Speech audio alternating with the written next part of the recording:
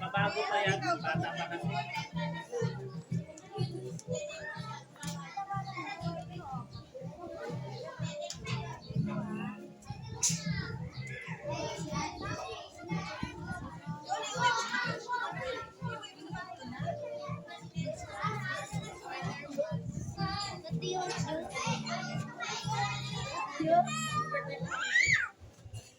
Ayan, dadako na po tayo sa certification po ng mga umattend ng ating Vacation Bible School.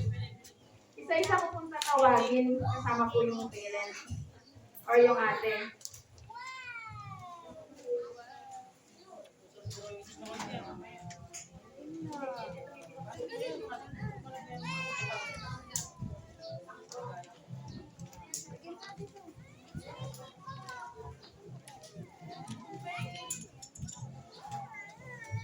And simulan po natin kay Ate Jill. Next po natin, si Kaylee.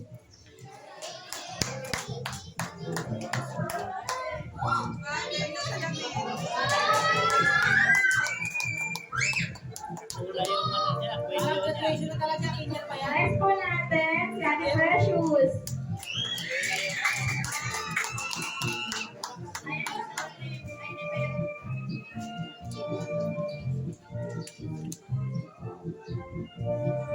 Next po si Ate Angela. Si Ate... Wait lang, Ate Angela. Next po natin ay si Ate Rika.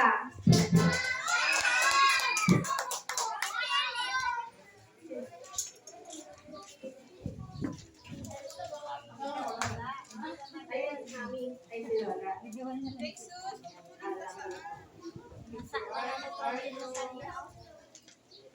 Ayan. Next po natin si Ate Sophia. May kasama na rin. Ay, wala.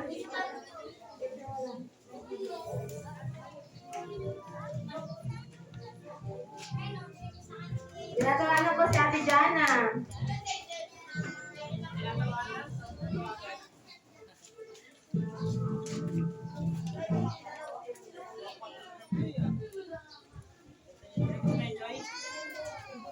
Next, si Ate Rich.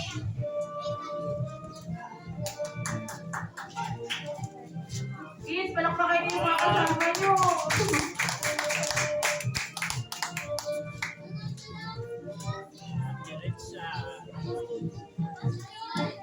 Next, si Ate Petel.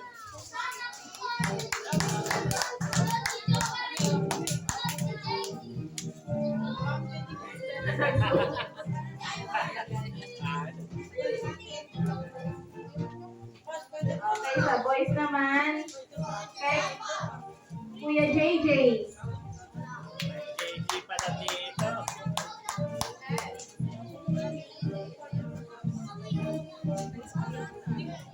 Yung boys natin apat.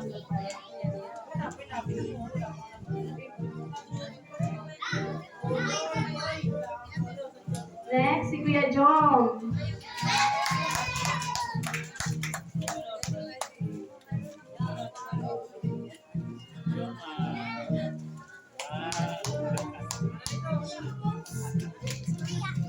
Next, si Kuya Ivan.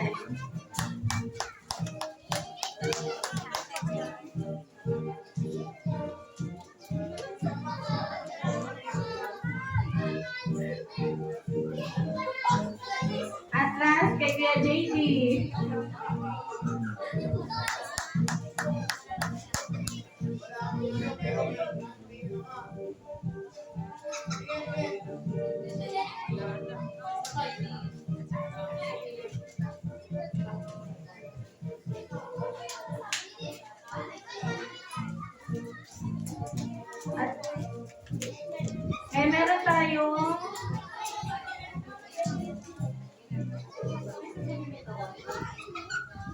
yung parang pinaka 1 top 2. Sila yung nakatanggap ng Leadership Award.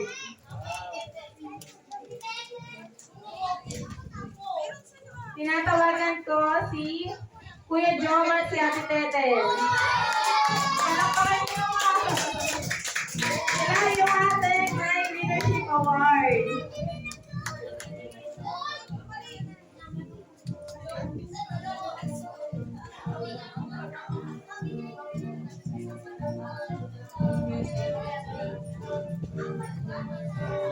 Ay, andito ba yung ano natin, yung mga maliliit, si Ate Junela, si Kuya Jay.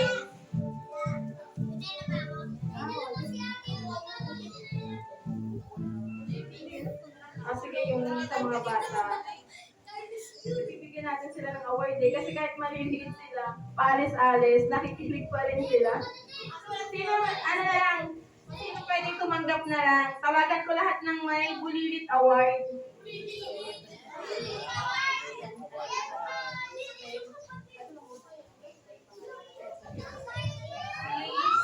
Lexus. Si Ate Cassie.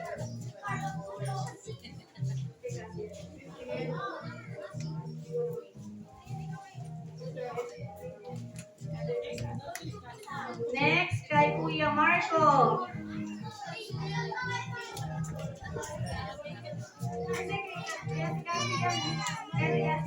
Ito kay Kuya Marco. Next, kay Ate Faith. Kay Ate Faith.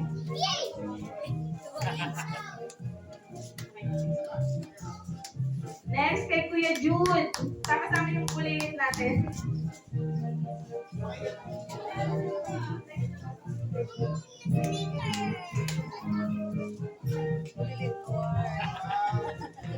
Next, si Chokoy. Ito po, tawagan ito po.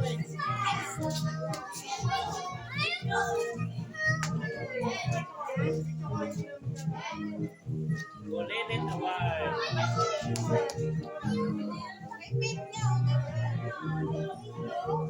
Kay Ate Junela.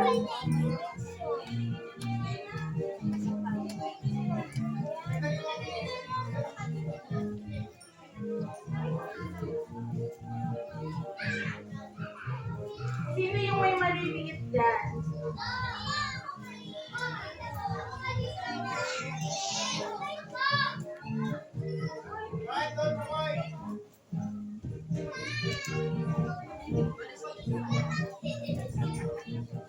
Sino pa? Ayun. Kay Kuya.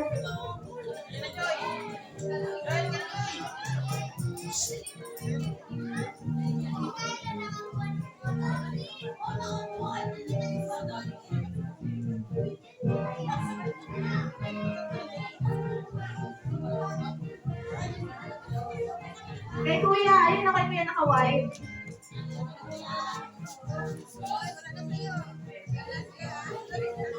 Kaya siguro pag meron pa. Ayan, palakpakan po natin lahat ng nakatanggap ng award. Ngayon, dadako na po tayo sa last na surprise ng mga bata. Mga kids, baba niyo po yung mga hawak nyo. Kakanta muna tayo ulit. Sa harap na tayo lahat mga kids. Masaya sila.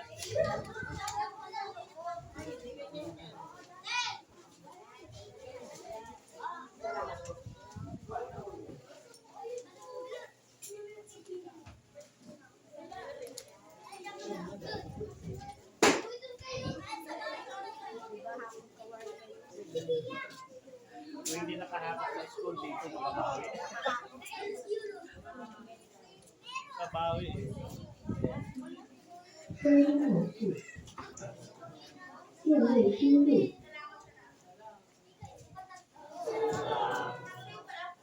Tabi nyo yan, souvenir nyo yan.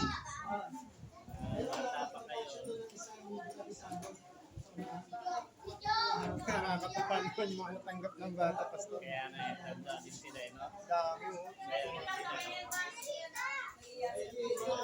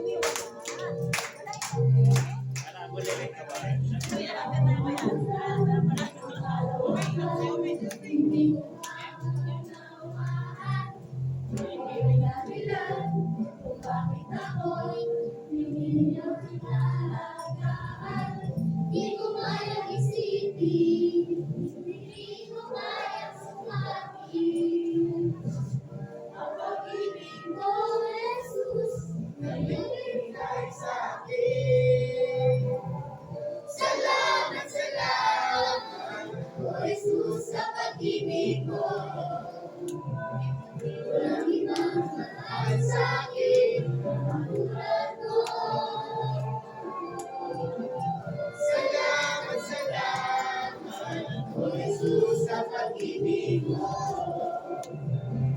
Ako'y magsasaya sa piling mo.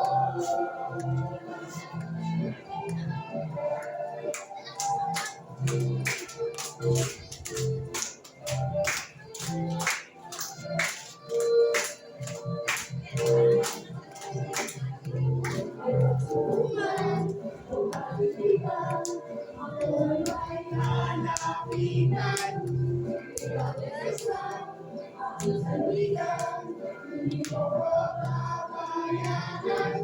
di ko kaya isipin, hindi ko kaya sukatin.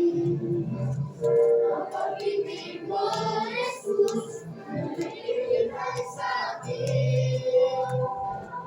Salamat, salamat, O Jesus, sa pag-ibig mo. Ang mahal sa akin, katulad mo. Salamat, salamat, O Jesus, sa pag-ibig mo. Ako'y masasaya sa piling mo. Salamat, O Jesus, sa pag-ibig mo. Mahal sa akin, katulad mo. Salamat, salamat, O Jesus, sa pag-ibig mo. Ako'y magsasaya sa piling mo. Amen. Salamat, salamat, O Jesus, sa pag-ibig mo. Ang ibang nagmahal sa akin ng katulad mo. Salamat, salamat, O Jesus, sa pag-ibig mo. Ako'y magsasaya sa piling mo. Amen. Pagkaan 22 verse 6. Ituro sa bata ang daan dapat niyang mag-aral. At hanggang sa paglaki, hindi ito malilimutan. Pagkaan 22 verse 6.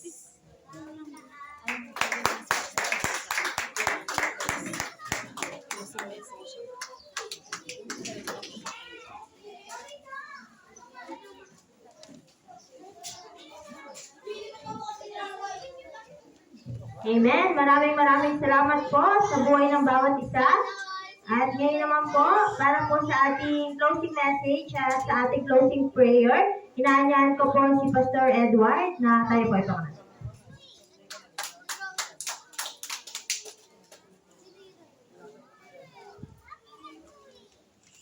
Ayoko! Mga bata, masaya ba kayo? At may pasukan na kayo sa June 16, tama? So, sa susunod, ang gagawin naman natin, tayo na po yung mag-imbita na magiging tuturuan ninyo. Okay ba yun, mga bata? Di ba marami pang mga bata doon? Sila na yung imbitahan natin para kayo na yung magtuturo sa kanila. O, di ba? Di ba, Jones? Si Jones po may potential. Tinuturuan ko po siyang mag-expound. At alam niya po yung Ephesians chapter 6 verse 12. Pag-aralan mo mabuti yun. Doon sa pinanood natin, na pinapanood ko sa iyong film, i-relate mo yun para sa mga bata. So natutuwa ako, mangarap ko po talaga ng mga bata ay maturuan. Nangarap ko po hindi lang po sa mga ganyang edad, hanggang sa mga daisy, mga teens.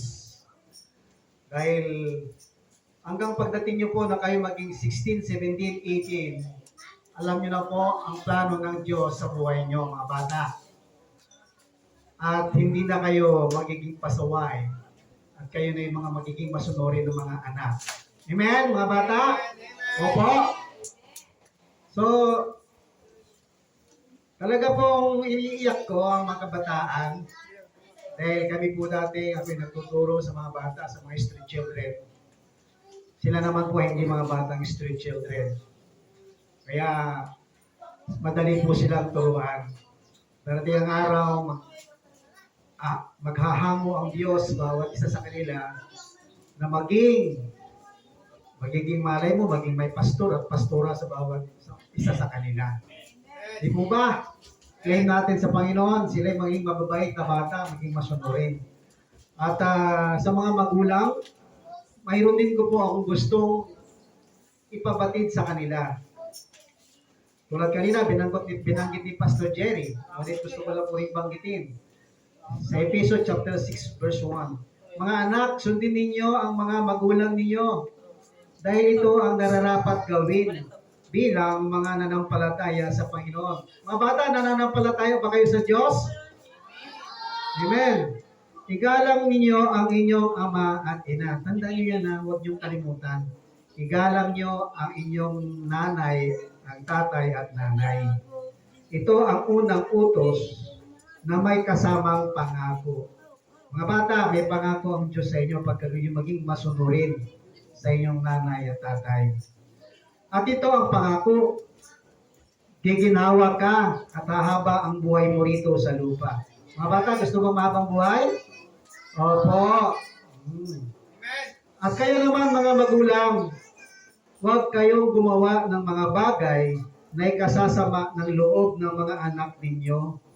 Sa halip, palakihin ninyo sila ng may disiplina at turuan ng mga aral ng Panginoon. Yung aral ng mga Panginoon, sila'y turuan sa mga salita ng Diyos. Sapagkat walang the best na makapagturo sa mga bata, kundi ang salita ng Diyos. Sila'y susunod.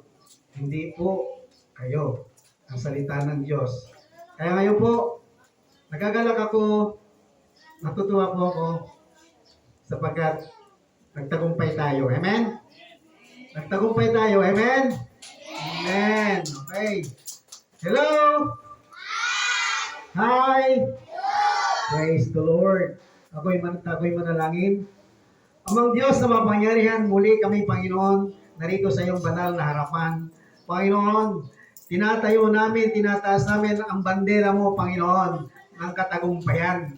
Salamat, Panginoon, sa iyong mga salita. Salamat, Panginoon, sa iyong kapangyarihan na pinagkaloob mo sa bawat isa sa mga manggagawa at pag-iingat mo sa mga kabataan. Panginoon, salamat po sapagkat tunay po na ikaw ay dakila. Ganon din po sa mga magulang, Panginoon. Patuloy niyo sila, Panginoon, bigyan ng kalakasan, Panginoon. Pagpalain niyo po kanilang mga hanap buhay, trabaho, ibigyan mo sila, Panginoon, ng maayos na kalusugan na walang sakit, walang karamdaman. Panginoon, sa bawat tahanan nila, Panginoon, sapat ang mga batang ito, Panginoon, ay magbibigay na, Panginoon, ng impluensya sa kanilang tahanan. Ng bawat tahanan ay maliligtas, Panginoon. Salamat, Panginoon. Ganon din ang kanilang mga kapatid, mga magulang, kamag-anak na kasama nila sa mga tahanan, Panginoon. Sila'y ma-impluensyahan ng kapangyarihan ng Diyos. Sapagat ang mga batang ito, Panginoon, ay nagningas, Panginoon, sa iyong mga salita na ipinagkaloob sa kanila. Alam na nila mga salita mo, Panginoon. Ang salitang ito, Panginoon, ay lalago at may kapangyarihan sa kanilang puso, Panginoon. Salamat po, Ama, Father God, sa pamunuan, Lord, na namumuno at saka bumubuo dito sa CCMC. Father God, we have visions, Father God, sa mga tao, kabataan, Panginoon. Lord, Father God, napalawakin mo pa ang mga panaginip, vision namin ng bawat manggagawa o bawat membro dito sa CCMC, Panginoon. Father God, na ikaw may taas, mapurihan, maparangalan dito sa lugar na ito. Bawat tahanan sa lugar na ito, Panginoon, ay ingatan mo, Panginoon. Bawat, Panginoon, lahat ng lugar dito, Panginoon. Father God, sa darating na araw, Panginoon, na kami hahayong muli, Panginoon, sa mga lugar ng mga kabataan, ibang pamilya, Panginoon. Lord, ikaw manguna, Panginoon, sa amin. Father God, salamat po, Panginoon, sa pagtatapos ng aming gawain, sa pagtatapos ng aming programa na ito na matagumpay. Nagpapasalamat kami ng lubos sa iyo, Panginoon. Sa mga taong ginamit mo, Panginoon, na daluyan ng pagpapala, na nagkaloob upang ayos kami, Panginoon, may saktuparan namin, Panginoon. Salamat. Pagpalain niyo po sila, Panginoon. Panginoon, darating pang araw, gamitin mo pa sila, Panginoon. For their generosity, Father God, bless them, O Lord. Idalay mo pagpapala sa kanila. Salamat, Panginoon. Father God, we give you glory, we give you honor, and we give you praise. Father God, ingatan mo ang mga batang ito. Lukuban mo, Panginoon, ang banal dugo ng Panginoon sa Kristo. Sa lahat ng oras, tulog man sila, nasaan man sila, ingatan mo sila, samahan mo sila ng iyong mga anghel, Panginoon, sa lahat ng oras. Na hindi na sila maagaw ng kaaway ng Diablo sa kamay mo, Panginoon. Father God, salamat po. Hallelujah. Salamat po. Ito po, Panginoon, ang aming dalangin, Father God, sa pangalan ng aming Panginoong Hesus. Lahat magsabi ng malakas na Amen. Praise the Lord. Palakpakan natin ang Panginoon. Amen.